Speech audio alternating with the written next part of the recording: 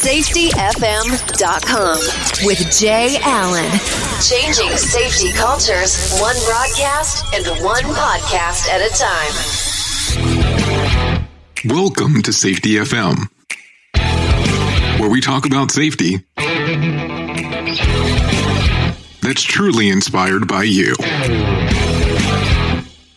Hello and welcome to Safety FM. This episode of the broadcast and the podcast is brought to you by Safety Focus Moment. They're consultants that want to help you get to the safety culture that you've been looking for. For more information, go to safetyfm-com. Well, hello and welcome to Safety FM. This is Jay Allen. Today, I have the pleasure of speaking to David Sowers. He is a founding member of KnowledgeVine, a human performance training and consulting organization. He started his career in the U.S. nuclear power program, where he served aboard the aircraft carrier, the USS George Washington. After the Navy, Dave started working in the commercial nuclear power as an operator and trainer. Dave returned to government service with the U.S. Army Corps of Engineers. Throughout his career, Dave has served in many diverse roles, including plant operator, trainer, emergency responder, and control room supervisor, and power plant manager. So today, the conversation with David Sowers will revolve about human organizational performance. Enjoy the interview with David Sowers here on Safety FM. Safety FM.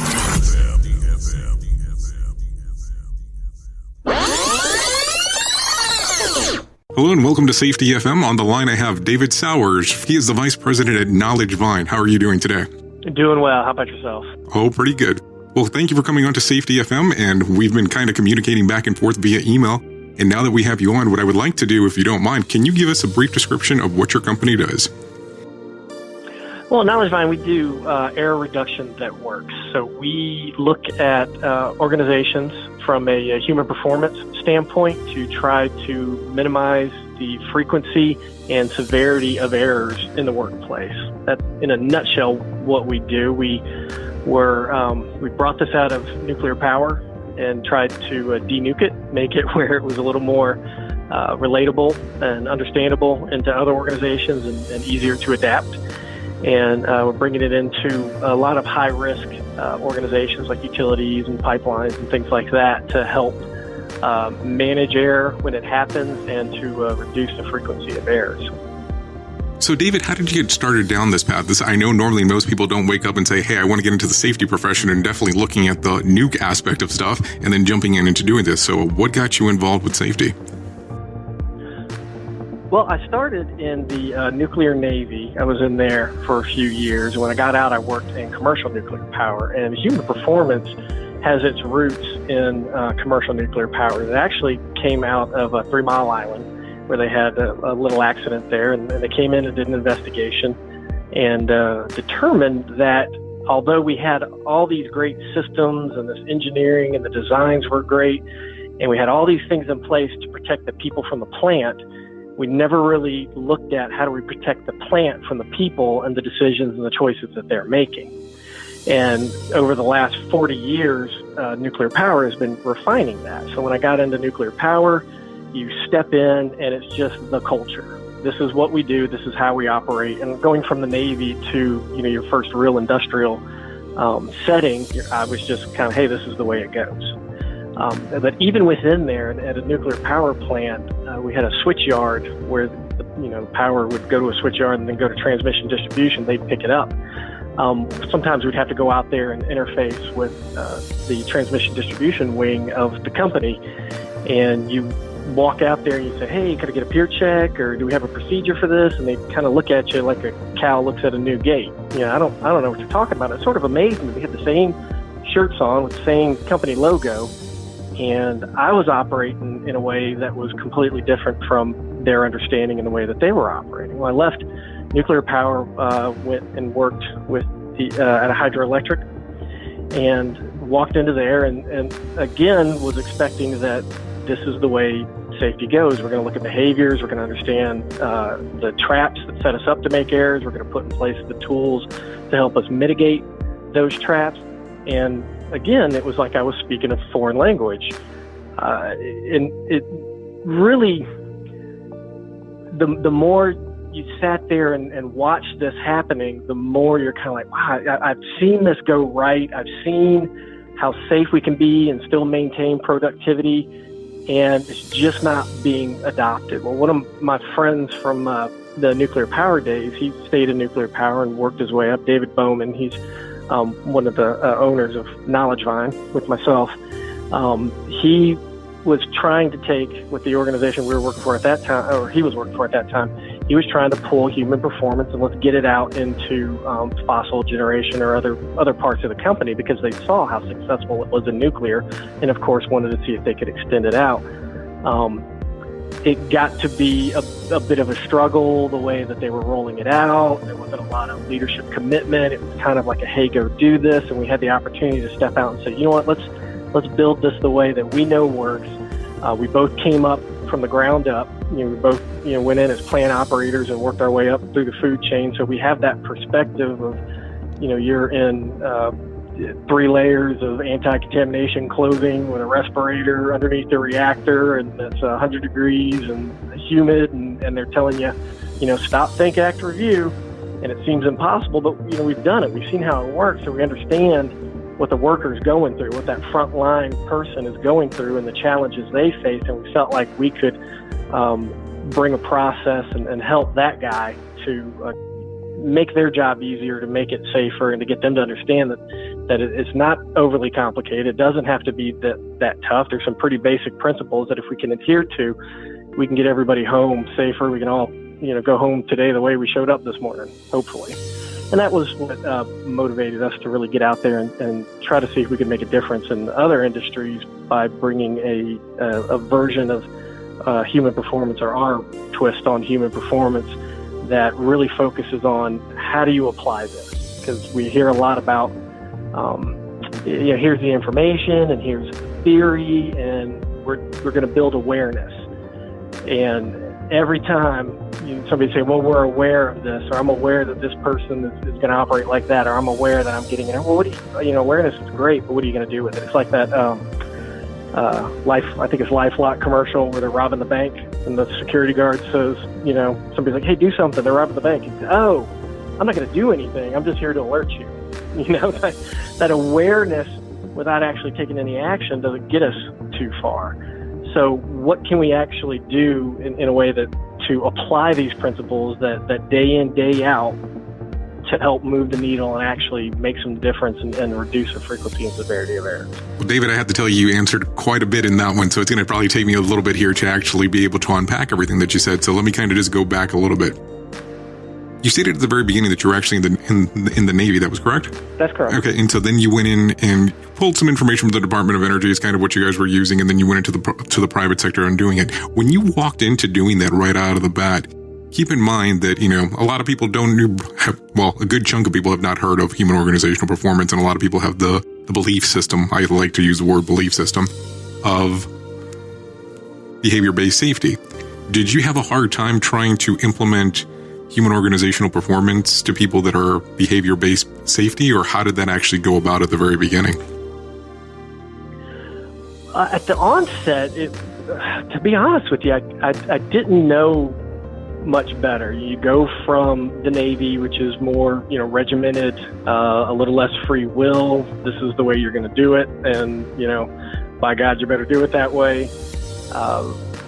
Very, very tight controls, and you're in a very tight environment.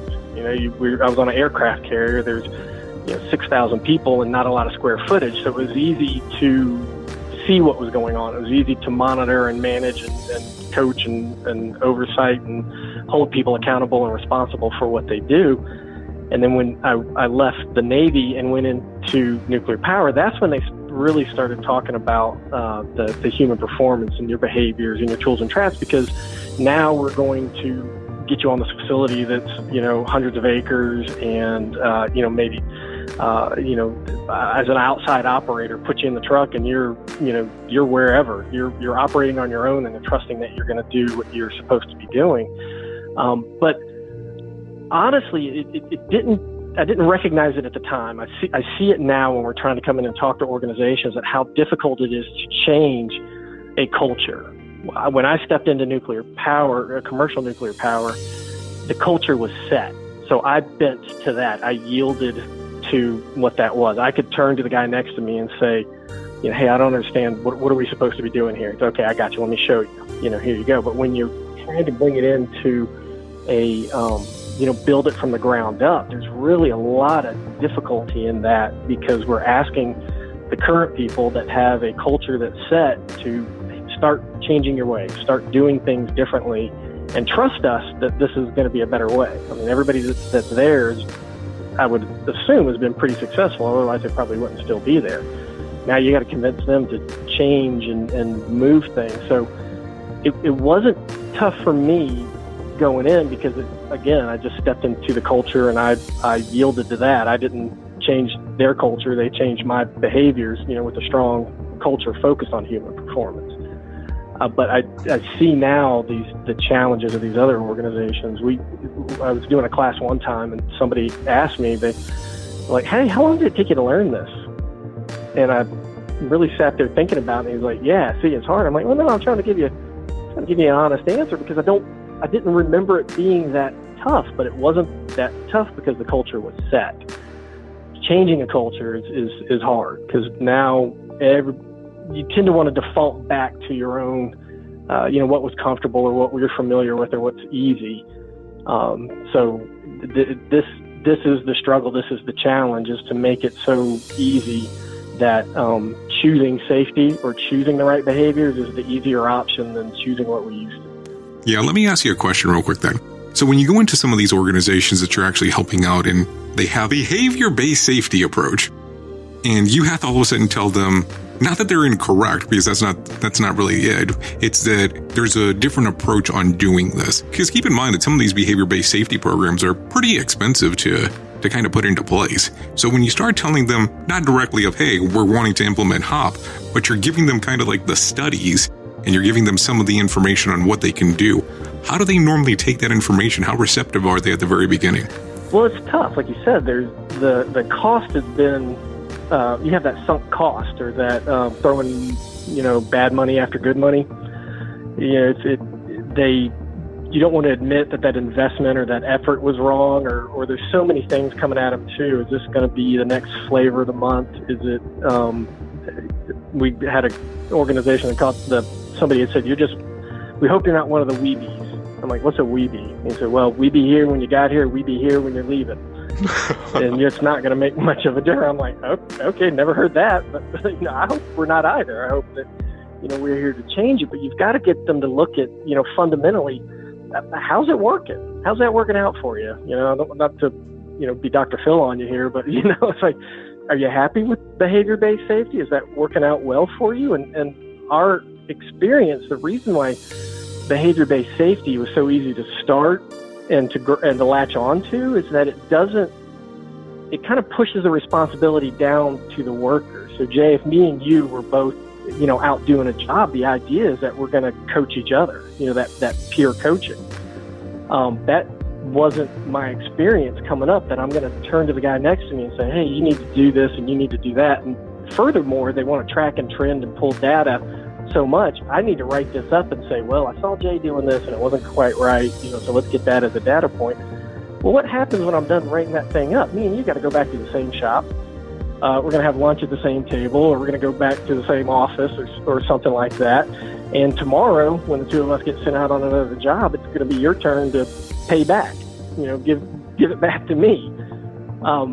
It just sets this, people aren't coaching the way that we think they are out there. It's just not realistic that, I'm going to sit there and tell on you and you're going to tell on me when we're peers. It just makes, it's animosity. It just creates all this tension, and people decide, what's the easier option? Just to check the boxes and say everything went fine, no hits, no runs, no errors, everything was successful, and just move it on and get the next job, and don't worry about collecting data or trying to see if there's any kind of precursor behaviors or at-risk behaviors or anything like that, because it makes my life harder to try to coach you, because I know you're going to get your opportunity to come back and coach me.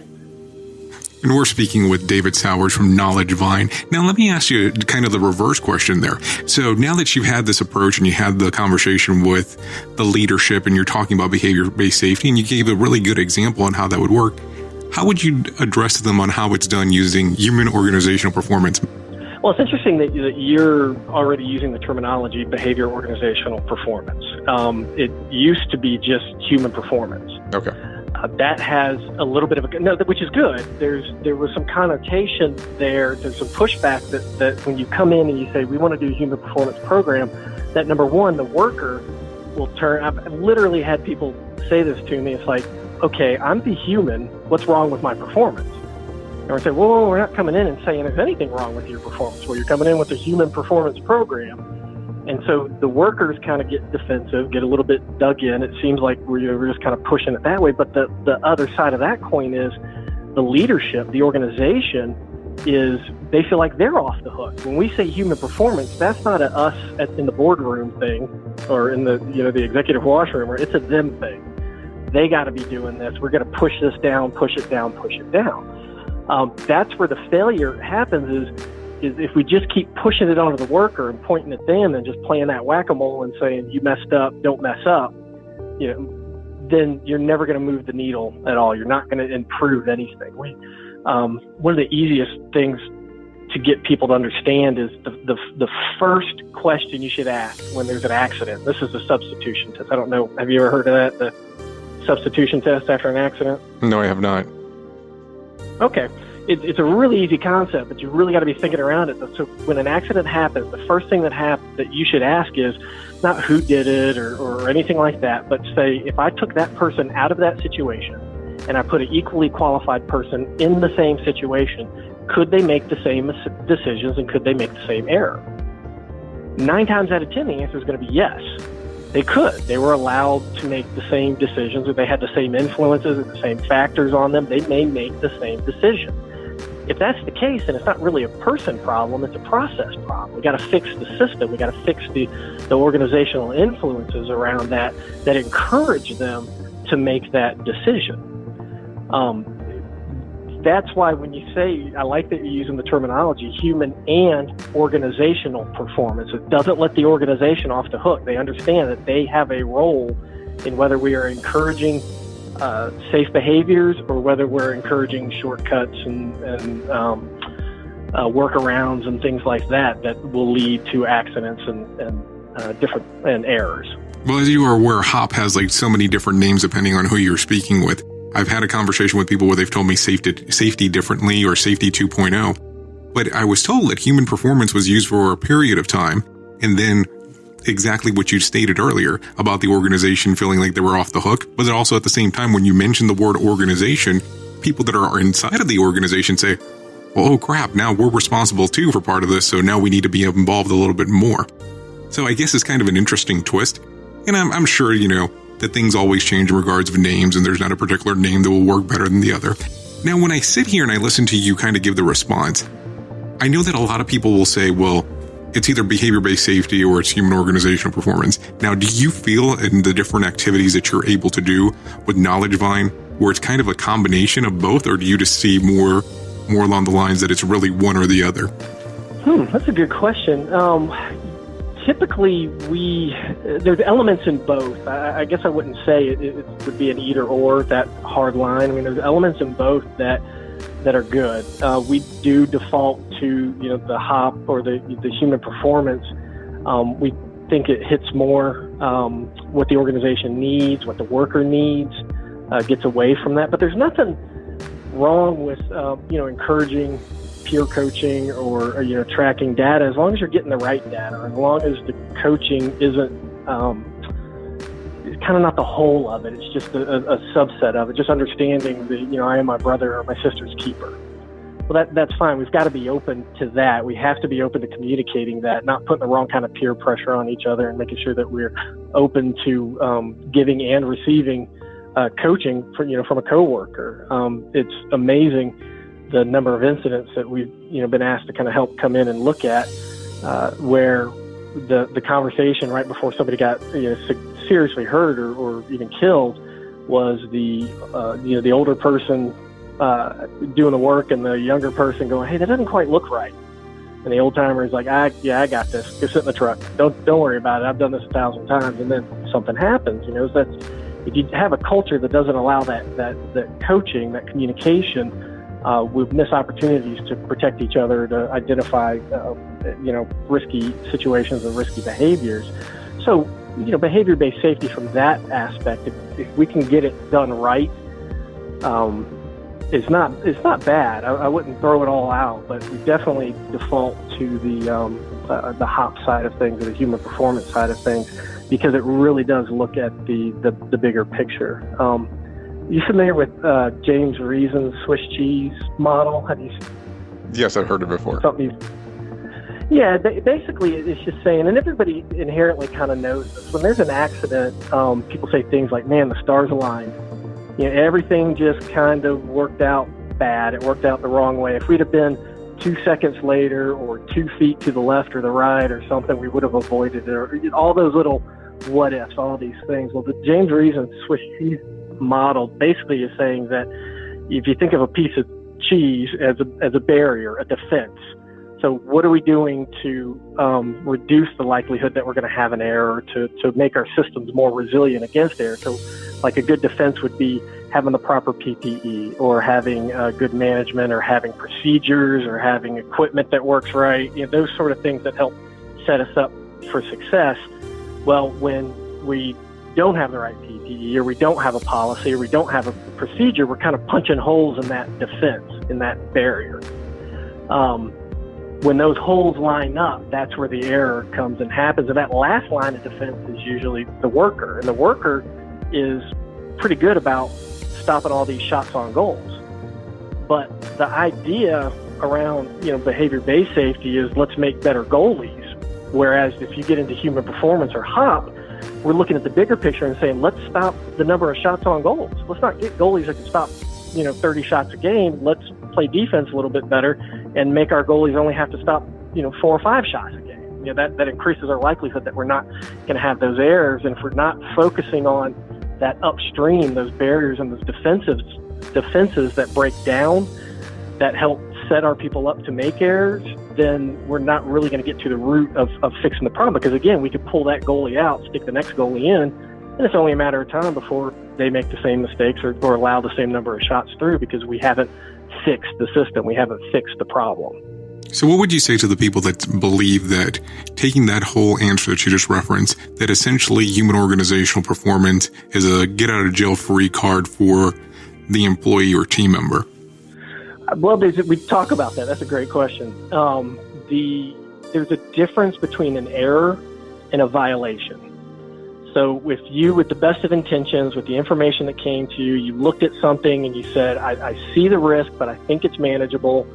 I'm going to try to go at it this way, and you make that mistake, or you have that error, there's a breakdown and something happens. Typically we'll say let's not get into discipline. Let's not hammer that person and play whack-a-mole. And again, we can fire them, but we could put somebody back into the same system, and it's just a matter of time before they'll make the same mistake or the same decision with the same influences.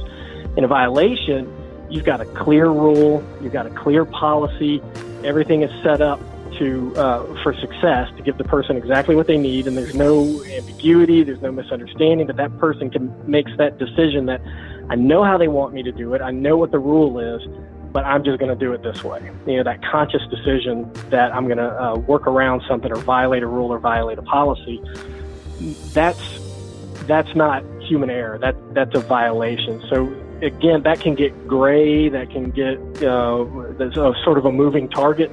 Was this, because you're kind of talking about their intent a little bit, which is sometimes hard to define.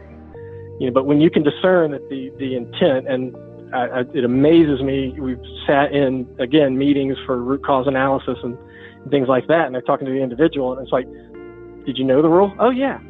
So you knew you were violating the rule. Right, but that's how I used to do it at my old company, so I wanted to do it that way. Okay, but we told you, this is how we do it here because it's safer. Oh, yeah, I understood that, but I decided to do that. And, on the inside, you're kind of cringing, going, dude, be quiet. You're hanging your butt.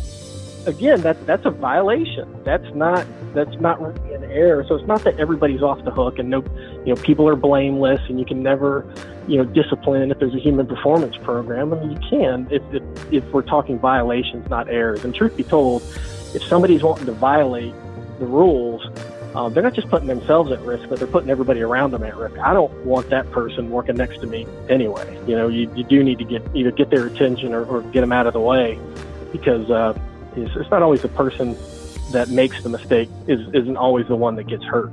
Sometimes it's the person next to him, which is unfortunate. And we just don't want that element in our workplaces. So how do you actually turn around and be able to prove that the person did the violation? I mean, let's be realistic. Not everybody's going to be 100% honest, especially once they're caught doing something incorrectly. How would you go about being able to prove that using the human organizational performance concept? Well, from a human organizational performance concept, you're not focusing on, how do we prove that they did this, on purpose or what their intent was. There has to be some trust built within the organization. If you don't have trust, you're not going to get that near miss reporting. If they understand that the mistake is not going to be met with, with discipline every time, that they understand that the organization demonstrates that they know they have a role in fixing this problem, then people will be a little bit more forthcoming if that self-preservation doesn't kick in, where I better just, cover up and not say anything, or we're not going to get any kind of learning because I don't want people to learn that I messed up.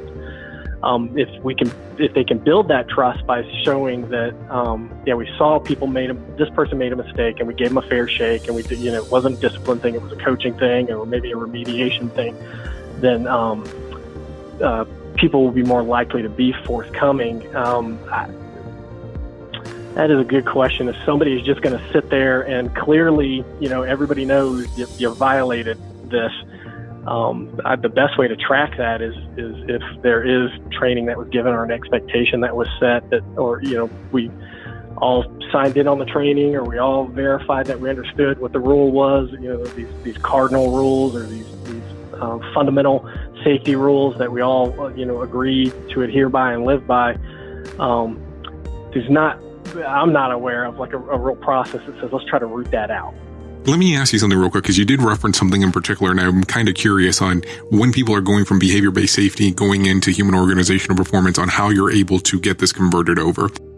When it comes to near-miss reporting, a lot of operators, and I'll just tell you from previous experience, do not want to give you the near-miss information because they are under the belief that they're going to be held accountable for what they report later on. So during review time or later on, when you're doing a checkup on them or so on, you might remember, hey, you gave me this near miss, which essentially could have been potentially your fault, and now I'm going to hold you accountable. How can you get your employees/team members to get out of that mindset to be able to be open and have that trust with you? There is no magic bullet for this. This is, I'll harken back to my Navy days. It takes you 1.5 miles to turn an aircraft carrier. It takes even longer to turn a culture and an organization around that near miss reporting. I want to tell you how I messed up so we can learn from it. You have to start building that trust. You have to, you go the opposite way. When somebody says, I had a near miss, it's, I don't want to say celebrated, but the fact that they brought this forward and that we all get to learn from this. Near misses are phenomenal. I mean, it's like eating the meal without paying the check. You can get all the learning, you can get all the education, you can get all the improvement, you can fix your processes without that loss of life or damage of equipment or significant injuries or any of that, but we're afraid to talk about them. We won't look at them, we won't let them happen, we'll never get that information. It's just one at a time. It's when somebody comes forward and says, I messed up, you don't discipline, you thank them for bringing it forward, and you actually hold that up as a strong example. We had a company that last year we were working with them. We'd go in and do some refresher training with them, and it was a series of classes. The very last one, this guy just kind of raised his hand in the class and said, I want to tell you about a near miss I had. And it was the first he had talked about it. But the organization was very progressive in how, or very advanced in their human performance program. He starts telling us how this happened with the president of the company's in the room, and the vice president, the operations manager, and everybody's in the room that you would think he would be afraid to bring this up to. And he starts talking about it. And the way they responded, I thought was phenomenal. They said, next year, this guy is going to go to every class with you, and he's with me when we with KnowledgeVine, when we went to go redo this for the 2018 refresher. He's going to go to every class and he's going to tell his story. He's going to share with everybody how that happened. That's been a very powerful message that, we're so thankful that you brought this forward, just this one event, and said, I knew better, but I did this, and I should have done that. And I'm here to tell you, and I learned my lesson, and I'm glad I didn't learn it by hurting myself or someone else. And he went from, session to session telling the story, and they heard it from their own guy. It wasn't just the leadership saying, yeah, he told us and it was good. He, in his own words and showing his own vulnerability, but okay with it because he knew that the organization was more interested in learning than they were in disciplining. And that had such a big impact that they actually track and trend, and they can see that they're starting to get more and more of that near miss reporting, which just starts to snowball, and we're going to learn and we're going to improve and get better and better and better because of it. And so many other people are probably freaking out inside of that room going, why is this guy admitting all this information? But that's a good thing that they at least had that response in regards of saying, hey, let's go ahead and move forward and have him tell this story to everybody else. So that's really good that they took a different approach onto it, because I will tell you, just dealing with different organizations, normally when you first have that changeover or attempting to do that changeover, it's like, you did what? And now you're telling us? So I'm glad that they did take that approach on there. Now, let me ask you a strange question. When you're going in and you're having to take a look at the different approaches that people take, what are some of the what are the biggest misconceptions that people have about human organizational performance? One that you touched on, earlier is is anybody at fault? Are we all just blameless? Is it all just, part of the system? That's one we get, and again, we have to coach a lot on. Most of the time that is the case, that it was just somebody was set up to make a mistake and they just triggered it. You need to think of the person that made the error, the mistake, or had the accident as more of a victim than a culprit. All that, we talked about the Swiss cheese model, right? All the holes aligned, the stars aligned, and he spent all day long stopping these shots on goal, but this one got through, and now we want to act like he's a bad guy, he or she's a bad person, and we blaming them or getting away from that, where we're getting into, let's understand, how did we get this far? Not who made the accident, but how did this happen? How did we get to this point? What were the breakdowns that we can fix so we don't put the next person into the same situation? The other big pushback is with behavior-based safety. It's a very bottom-up approach, and we get a lot of pushback from leadership and upper management. They're kind of used to, hey, this sounds like a good program. If these people would do it, I think it could work. I could see the benefit. So here it is. You go do that. I don't have a whole lot of responsibility around this other than, somebody's going to report the numbers to me every once in a while. We're going to see if we're making any kind of improvement or any kind of progress. When you walk in and say, hey, you're not off the hook. You've got, as part of the organization, you've got a responsibility to lead this, to fix things that are broken, and not just leave it to the worker all the time. That's a big push. Nobody's raising their hands and saying, I've got time to do more stuff. They want to just kind of keep it steady state, keep doing what they're doing. Maybe we'll give them another program, we'll get another set of posters up, or we'll get some hard hat stickers or something like that to make it all look fresh. But I don't really want to have a whole lot of involvement or a whole lot of engagement in this. I just want to provide them the solution that they can go with. When we start pushing on, no, you've got a role in this. You're part of the solution, and you've got to show that you have this commitment. It's really a handshake between the workers and the leadership and the organization that, all right, I'm going to try to be more aware of my behaviors and the traps that set me up, and putting tools in place to, mitigate the wrong decisions. I'll give you that effort, but you got to meet me halfway too and start fixing some of the things that are wrong within the organization. We've got to start shoring up those breakdowns in our defenses and our barriers through better processes, policy, procedures, PPE, all the things that help set us up to do that. That's a real big pushback too. When somebody, you can sniff it out pretty quick when we go in to talk to some of these organizations, whether this is just going to be a check the box exercise or whether there's a real commitment to changing and improving and stopping all the shots on goal versus just yelling at the goalie because he let a couple of them get through. So let me ask you a question about that. When you actually have a conversation with an organizational leader and you tell them, just because your numbers are good does not mean that you're safe, how do they take that information at first? How are they able to cope with that? Because they go, well, our lagging indicators have been excellent for X amount of time, and all of a sudden you're telling them, but you're not safe. How does that conversation normally go, especially you coming in as a consultant? Well, they live and die by the numbers. I mean, that's everybody. It's that snapshot. It's that Cliff Notes version of how are we doing when we want to measure the absence of accidents or errors or all that. And so as we get a long enough timeline, we can see that, all these indicators are up or down or whichever way we need them going. And we're just programmed to, that's how we measure success. We don't think of luck factoring into this a whole lot. I mean, you could have, Jay, I could go out and you task me with the job. I can go out there and do the job, and I can take every shortcut in the book. If you're not looking at behaviors, if you're just crunching numbers, and I come back, I wasn't hurt, I got it done on time, on time, under budget, whatever indicators are, and no accidents, no errors, and I hand you back the paperwork, I'm like, done, and you sit there and you say, hey, good job, Dave. You really nailed. Did I do a good job? I took every shortcut there was. I took every risk I could think about. I just got away with it because everybody, all of the workers all over the place are pretty adept at navigating the minefield because we know where the landmines are. It's the same thing with the organization. Just, the absence of the accident, if the behaviors are bad, it's just a matter of time. If the decisions are bad, we can get a long way on luck, but luck's not a strategy. We need to employ better behavior so we're making better choices so we get more consistent results and more predictable results around the right behaviors rather than, we got away with it, we're lucky, everything worked out. That's a tough argument to make because, again, some of these people we're talking to, their bonuses, their compensation is tied to what do these numbers look like.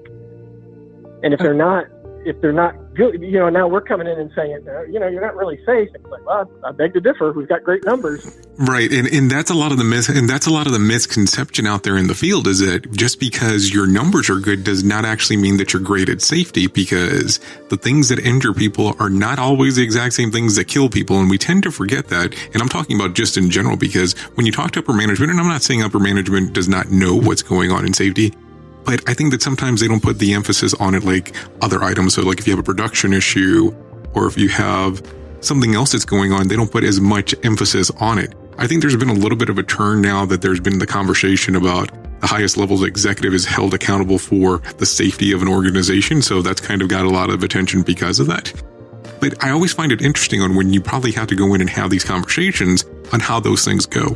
So if you walk into an organization and they're saying, hey, we used to do behavior-based safety, we've decided to bring you on as a consultant, and all of a sudden now we want to tie you into doing human organizational performance for our company, do they normally say, I want this done in X timeline? Is that kind of like an expectation when you first walk in the door, or how does that conversation normally go?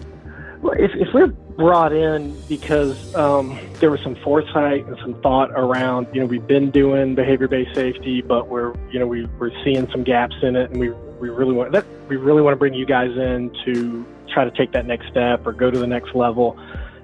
They typically have that understanding that this is going to take a little bit of time and there's going to be a little bit of commitment on your part. When we walk in, we come in like after an accident or a fatality or something, and people are like, hey, we need help.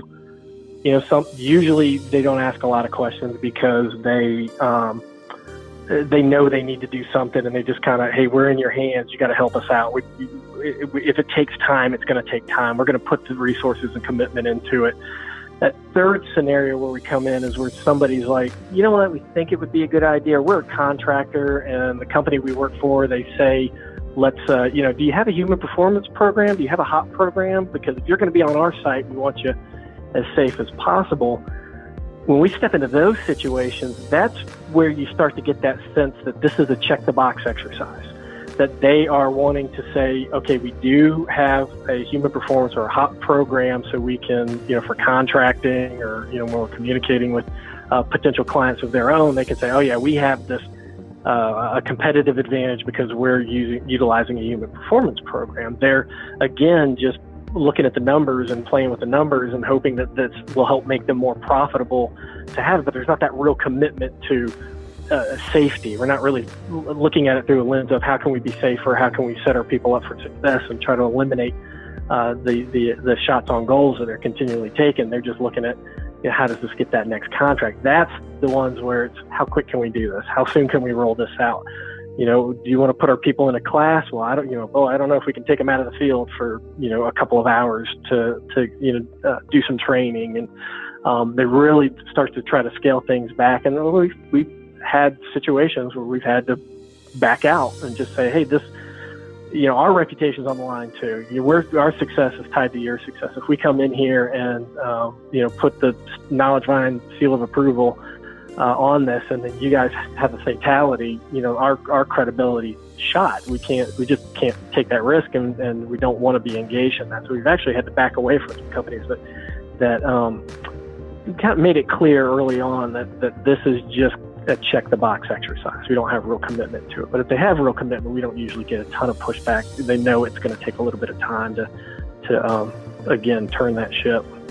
That almost seems like a waste to bring you in then, if they already know that it's going to be a check-the-box exercise. And I would imagine that has to be a very difficult conversation to have and go, well, I appreciate you reaching out, but at the same time, we're probably not going to be the best fit for you. Well, it is, and I've never gotten the feedback, but I've always been curious that if it has, we don't put this out, but if you go into that boardroom and if they're saying, hey, we're talking to KnowledgeVine, they're going to come in and they're going to help us, and then the next week we're not there, it's not happening. If it got out to the workers that, hey, they turned us down because we weren't really committed to safety, what does that say to your workforce?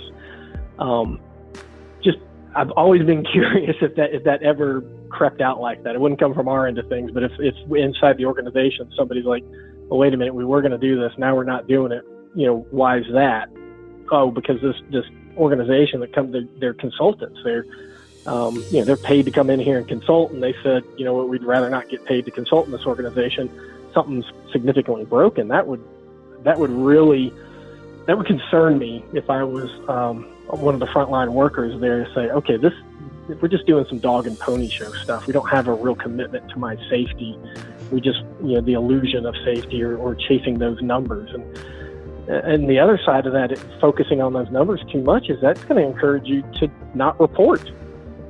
If things happen, we're going to say, well, maybe that's not OSHA recordable, maybe that's not a lost time, or, finding ways to not report and to massage those numbers and things like that. So if you're focused on those numbers, you're focused on the wrong things. You got to focus on the behaviors that's going to lead us to get the better numbers organically and naturally. Yeah, I can't imagine what the morale would look like if somebody says, they decided not to pick us up. I would imagine it's a totally different story. Well, David, I had a question for you. If our listeners want to get more information about you or KnowledgeVine, where can they go? They can go to knowledgevine.com. We have a website there. There's a lot of resources.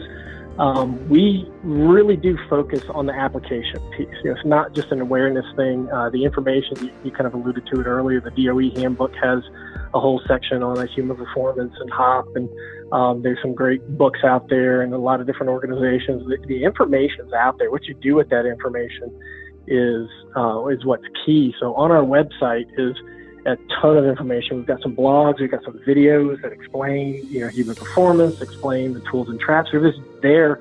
Take them, use them. We got an app. It's a KV, Kilo Victor Share. It's on the Apple Store or the iTunes, or can't remember, Google Play. It's available there. That has the same kind of resources in there too. We just give the information because the information doesn't mean a whole lot if we don't know how to apply it. You didn't learn how to play football by watching a PowerPoint.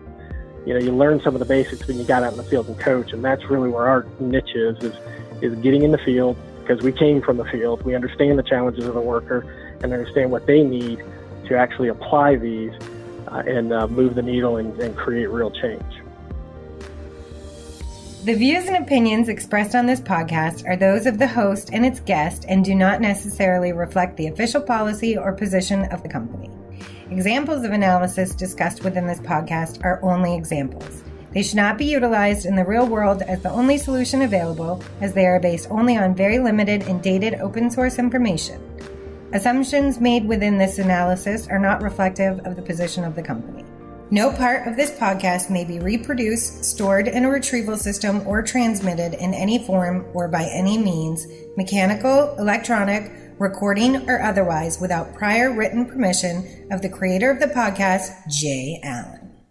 Safety FM, changing safety cultures, one broadcast and one podcast at a time. Join the fun on social media and find us on Facebook at Safety FM.